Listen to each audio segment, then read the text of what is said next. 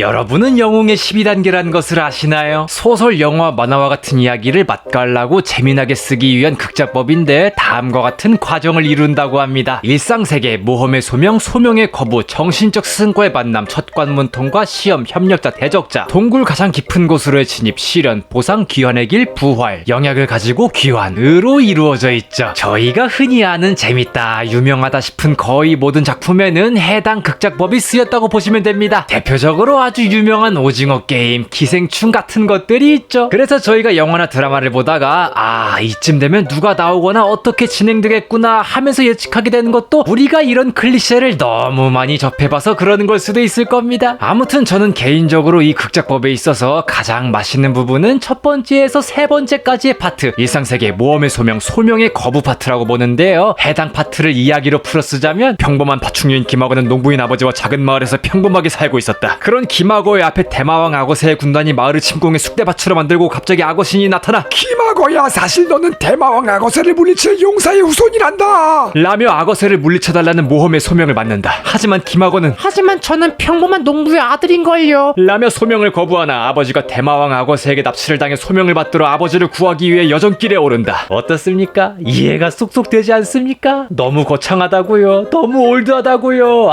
맞습니다. 그렇다면 좀 더 친근한 이야기로 다가가 보는 건 어떨까요? 예를 들면 이런 식으로 말이죠. 평범한 파충류인 김하고는 일터와 집만을 오고 가며 도파민 없는 삶을 10여 년간 살고 있다. 그러던 어느 날 아거의 앞에 사장님이 오늘 알바들이 싹 다 탈주를 해서 너만 남았거든. 그래서 오늘 할당량을 너 혼자 채워야 한단다 라는 모험의 소명을 받는다. 그 말을 들은 악어는 사장이 드디어 마탱이가 갔군. 라며 탈주를 시도, 즉 모험의 소명을 거부하나 오늘까지만 일하면 만근 수당을 받을 수가 있는데 딱 오늘만 빠지면 그 만근 수당을 받을 수 없다는 걸 깨닫고 모험의 소명을 받아들이게 된다. 어떻습니까? 이러니까 좀 더 이해가 쏙쏙 되고 좀 더 공감되지 않습니까? 아니라고요. 머쓱하네요. 아무튼 영웅의 12단계에서 이 파트가 가장 맛돌이라고 생각하는 이유는 주인공이 모험의 소명을 받는 이유와 거기서 도망치는 이유, 그리고 다시 돌아오는 이유가 주인공을 보는 이에게 각인이 되어 작품이 진행되는 내내 어쩔 수 없이 모험의 소명으로 돌아왔던 이유에서 시작해서 주인공 스스로 그 소명이 좀 더 진지해지는 계기를 거치며 더 나아가는 걸 보는 게 참 맛있기 때문이라고 생각합니다. 그런데 여러분,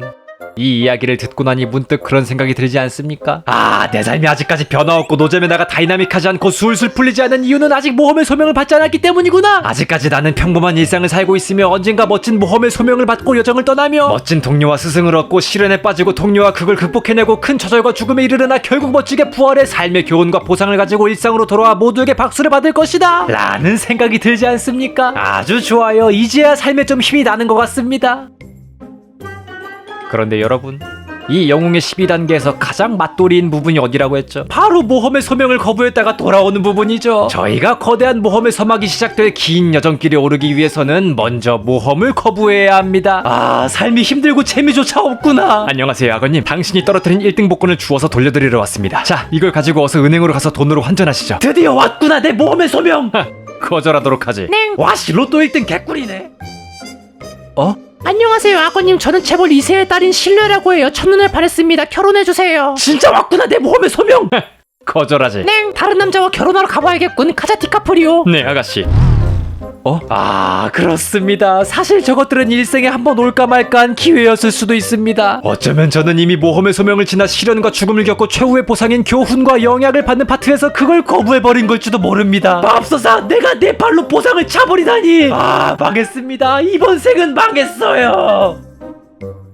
아니, 저거 아무리 봐도 사입이나 다단계 같지 않습니까? 모험의 소명 거부하는 이유가 있었군. 아니지, 잘 생각해보면 이런 제한과 기회를 차버리는 것들이 제 일상세계일 수도 있습니다. 온갖 사기가 판치고 의심암기가 가득한 세상인데 함부로 믿지 않는 게 보통 아니겠습니까? 그래요, 믿음이 없는 게 보통이니 기회를 줘도 발로 차버리는 게 저의 일상적인 세상이 아니었을까 싶은 거죠. 아닌 것 같다고요? 맞습니다. 아닐 수도 있습니다. 하지만 맞을 수도 있습니다. 그렇다면 어쩌면 저는 아직 모험의 소명조차 받지 않은 걸 수도 있습니다. 야, 이렇게 생각하니 이런 재미없고 힘들기만 한 삶도 조금은 살만해지는 것 같지 않습니까? 아닐 수도 있습니다. 하지만 살만할 수도 있습니다. 근데 뭐 어떻습니까? 성공과 삶의 반전을 기대하며 노력하는 과정이 그냥 노력하는 것보다 좀 더 재밌다면 그게 좀 더 좋은 거 아니겠습니까? 기대되는군요, 제 모험의 소명.